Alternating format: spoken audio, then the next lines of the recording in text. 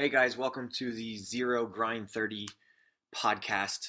This isn't going to be an official podcast. This is going to be what we call a mini cast. It's just me sitting here talking to my computer, answering a few questions that some friends have sent me or people that have been following me on Instagram or Facebook sent me about affiliation and just about life as an affiliate owner. So I'm going to run this mini cast through, and if you have any pauses or anything, it's just me either grabbing a drink or moving some papers around. Hopefully we don't have any issues, but hopefully you enjoy it. This mini cast is going to be on affiliation, garage affiliates, and growth. So hopefully you enjoy it.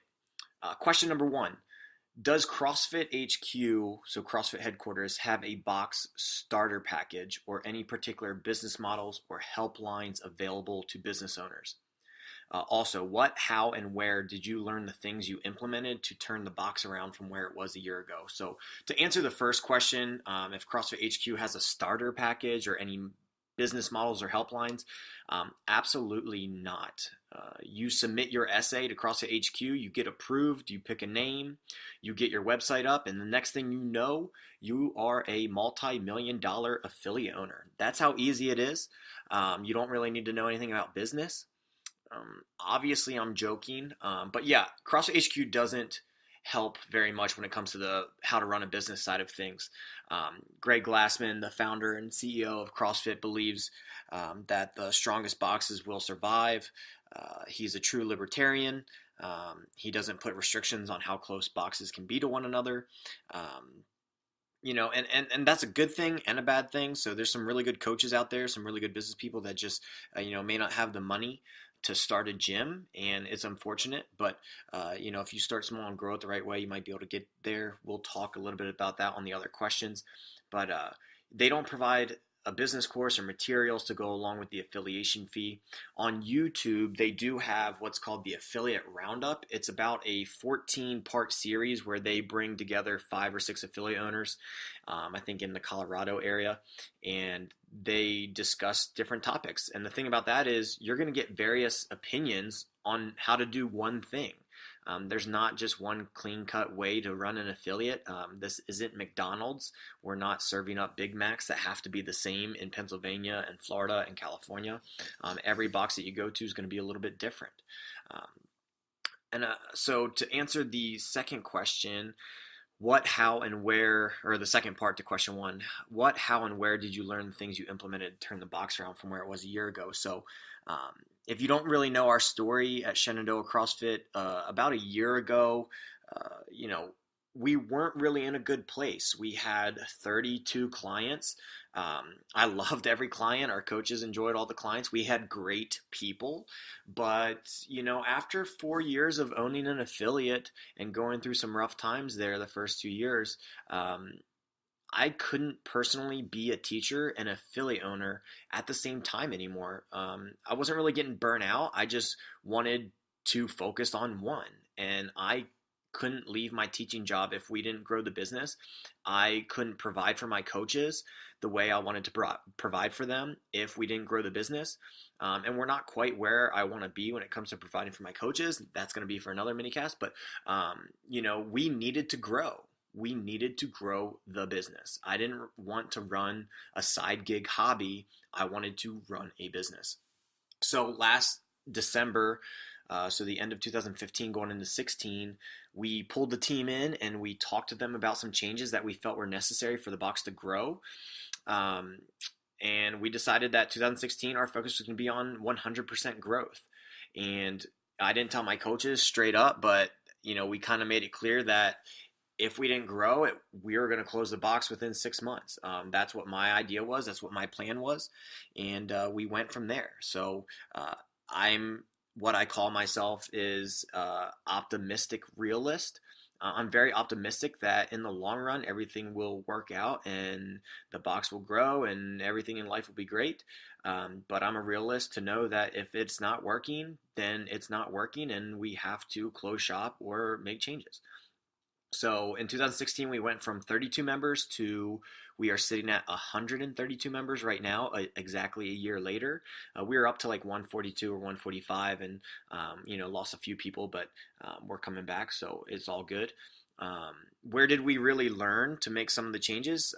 Some of the things that we wanted to change for a while. We just didn't have the resources, like a coaching staff, to do the things that we wanted. And the example would be a beginner's course. We never had a beginner's course.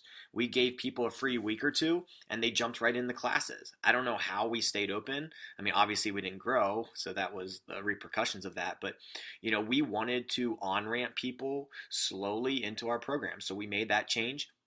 And there were some other things that we didn't know how to do. We didn't know how to get our name out there to the community, and not just to the community as a whole, but to the right people. We wanted to get in front of the people that we want to be members at our box. We don't just want everybody at our box. So we hired a business mentor. I had a few calls with them. They gave us good feedback. They told us what we were doing right, what we might have wanted to change. And, that really helped us out. And if you want to know who our business mentor was, shoot me a message. I'll shoot you their information. You can get a hold of them.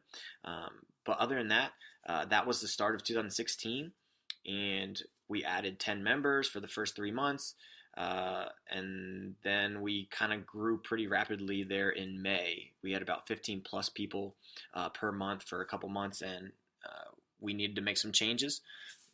It wasn't just one big change at the year. We had to make a few changes throughout the year to facilitate that growth. So we added more classes. We hired a couple more coaches.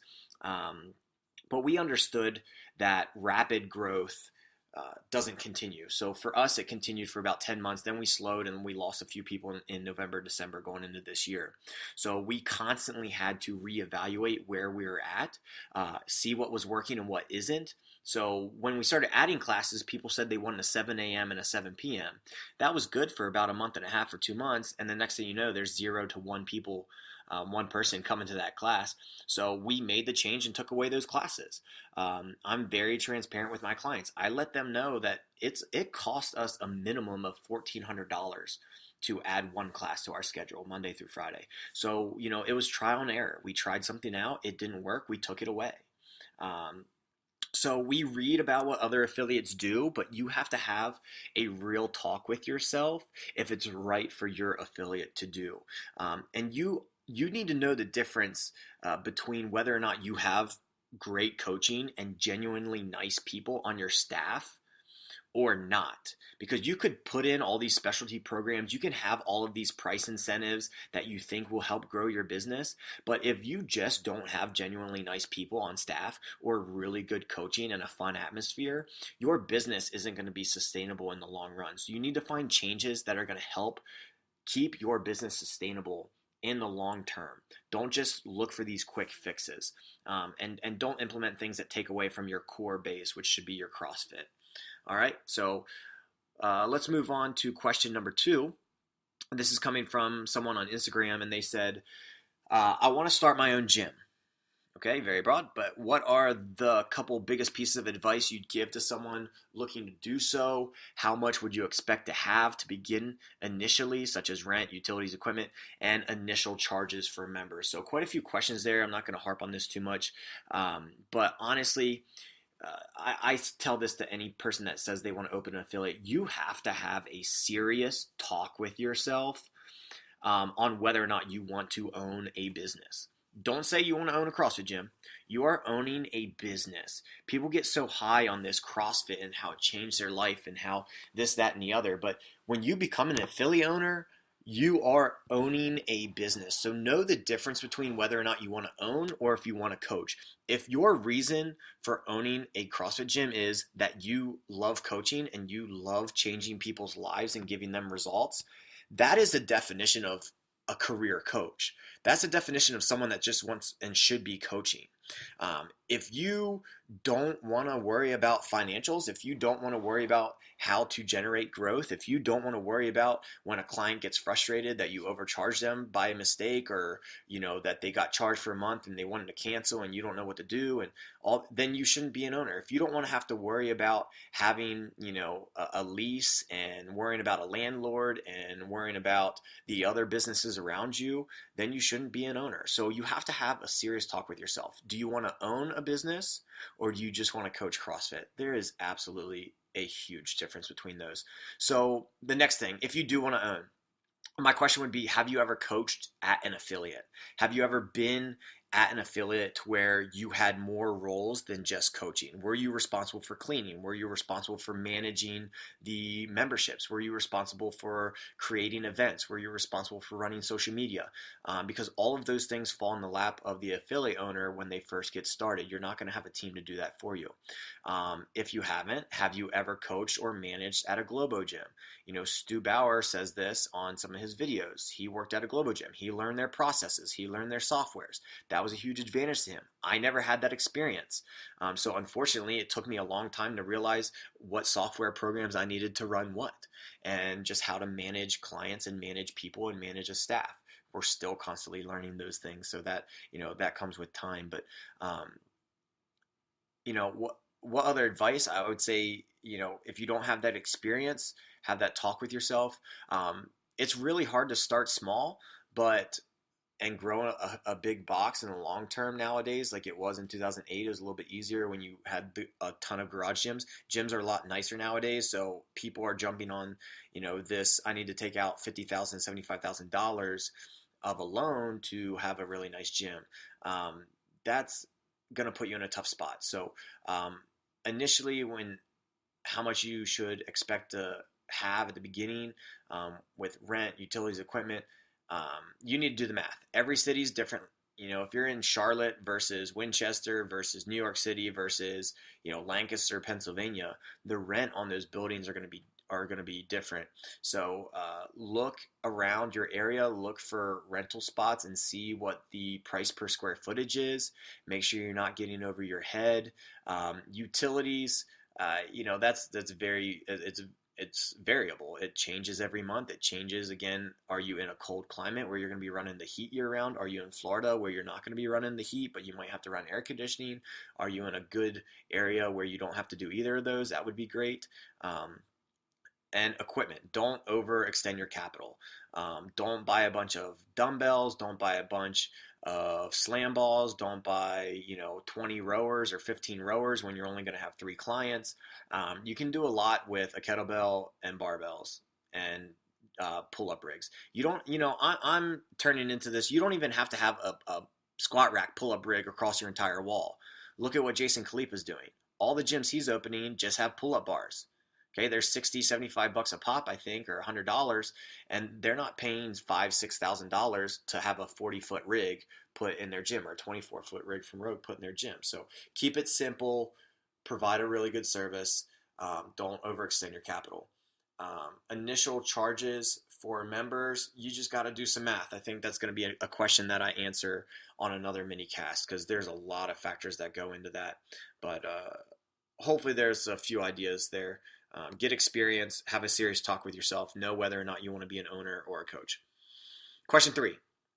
For someone with the dream of opening up a box and currently starting out in a garage, any tips or pointers? We are currently in a small town with only one affiliate, which is actually just a room inside of an Anytime Fitness. So how do we market our garage to build our box? So again, you have to have that talk with yourself. Do you want to own a business? Do you want to grow a business? So let me ask you this. What's better? Having a 125 member gym that's losing money and is on the hook for a 5-year lease, or having 15 clients work out of your garage or basement who basically pay your mortgage? The second one sounds pretty good to me. If I have 15 people working inside of my home and I have insurance to cover that, and my HOA doesn't care about that, and they're paying my mortgage, and I'm only coaching, one or two classes in the morning or night, that's a pretty good gig, Monday, Wednesday, Friday. So have that talk with yourself. Real quick, something that popped in my head from question number 2. How much do I need to have to get started initially? Make sure you have at least 6 months worth of expenses. Sorry, that just popped in my head, but you need at least 6 months worth of expenses to hold your business over. So do the math with the rent and everything else. Anyways, back to this person. Know whether or not you want to own a gym. There's a difference between a garage gym and a big box gym. If you can get away with coaching a few people out of your garage, go for it. Now, a way to market your garage and build your box out of your house, I would say I'm not a fan of free stuff, but when you're first starting, and especially when you're bringing people into your home, I think it would be beneficial for you to give away something for free. I think you probably don't have a reputation around town as one of the better trainers if you're working out of your house. I hope you can get that way, but if you're just starting, you don't have that reputation. So you need to give something for free. How do you do that? Find one of your friends. They have a mom. She's in her 50s. She wants to lose some weight. She wants to tone up. Give her a free 2 weeks. Give her 2 weeks one-on-one, Monday, Wednesday, Friday, either 6 a.m. or 6 p.m. And this is the key. You need to make it the best, most fun 2 weeks of her life. Okay? Don't be a drill sergeant to her. Just bring her into your home and give her a great, fun hour of her day. Okay? Tell her at the end of the 2 weeks, tell her what your prices are. Okay? Here's how I want you to do that. If you want to charge her $100 a month for Monday, Wednesday, Friday, tell her it's $125. Okay? And then lead in with this. Ask her if she has any friends who would be interested in a group rate. If she can get 3 other friends, you'll do a group rate for $110 a month for each of them on Monday, Wednesday, Friday. So there they are, a group of 4 women coming into your house 3 hours a week. They're paying $110 a month. Okay, that's going to be $440 to you. That's going to help you pay the mortgage. It's only going to take about 12 hours of your time every month, 12 to 15 hours, 3 times a week. Okay, 12 to 15 hours a month, $400. Pretty good gig. All right. On Fridays, here's the thing. How do you make it the best hour of their day? On Fridays, you're at your house. Make them the best damn breakfast in the world post-workout. Get them some egg whites, put some spinach in it, okay, give a little side, have a little thing of almonds, give them a Kodiak power pancake with a little bit of butter and a little bit of syrup on top. Give them some advice when it comes to portioning out their breakfasts.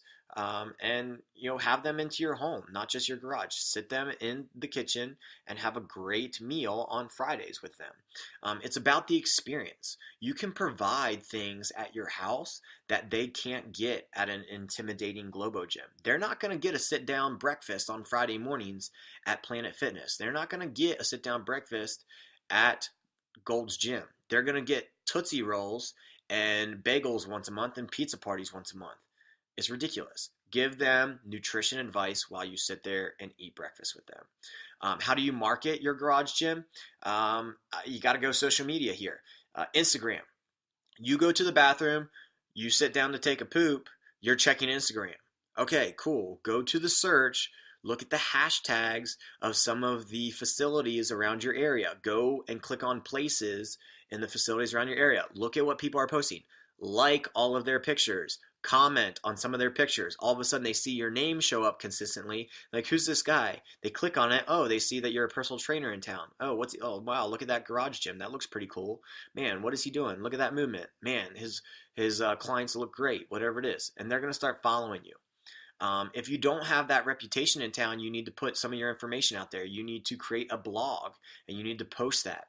You may not like this, but your personal page is now a marketing avenue for your business. If you're not consistently posting to your personal page that you're offering training at your house at this rate, and that you have 1 or 2 spots available on Monday, Wednesday, Friday, and you're looking for people that want to lose weight and people that want a small personal environment, you need to do that. All right.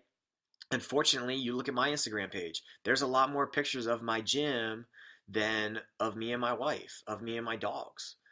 It's just a marketing thing for me. I don't need to put my relationship out there every single day. I want to put something that I'm growing out there, and it's just a marketing tool for me. All right, so hopefully that helps you guys there. The last question I've got quite a few times over the past few months, has it sunk in yet that you're a full-time affiliate owner? And my answer to that is it hasn't, and I don't think it will. And the reason why I don't think it will is because before I went full-time, I knew that this was going to be my jam. I knew that I was going to go full-time affiliate owner. It took me 4 years to get there. It took me 4 years. But I knew it was going to happen. Okay, there were tough patches, yes, but I knew I wanted to make it happen. So the first day that I was a full-time affiliate owner, I resigned from teaching. I finished out the year.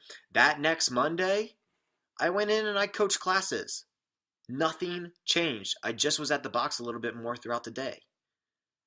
It wasn't this big shock to me. It is still a little weird that I get to sit in my living room at noon on a Friday afternoon in my PJs and wool socks with my dog sleeping next to me and do a podcast. But I was ready for this. I was ready for it mentally. There wasn't a change, guys. That's part of being the optimistic realist. I was very optimistic that in the long run, things would work out, but I was a realist when it came to my current situation. I knew I was a high school teacher. I knew I had to go teach, but I knew that's not what I wanted to do for the rest of my life. And if I just kept pushing, kept working hard, worked through the tough parts, got good people around me, and I'm very lucky and very fortunate that we have a really good quality people on our staff, that it would work out. And I decided to go full time before the box was even ready for me to go full time. Now, luckily, once I made the decision, we did grow rapidly, but I was ready to leave teaching whether or not I could take a paycheck at the gym. I made that decision when we still only had 45 or 50 members. I made that choice. Okay. So be optimistic, but understand your current situation. All right. Hopefully you guys enjoyed that podcast. Ran about 22 minutes. I'm going to do more of these as long as you guys keep shooting me some questions. Okay. Again, these are just my opinions. These are things that worked for me. I'm very transparent. I'm very open as an affiliate owner. So if you have any questions, send them to me direct message on Instagram or direct message on Facebook, or you can email me at sean@shenandoahcrossfit.com. I spell my name SHAWN. All right. Thanks, guys. Hopefully you enjoyed listening to it. See ya.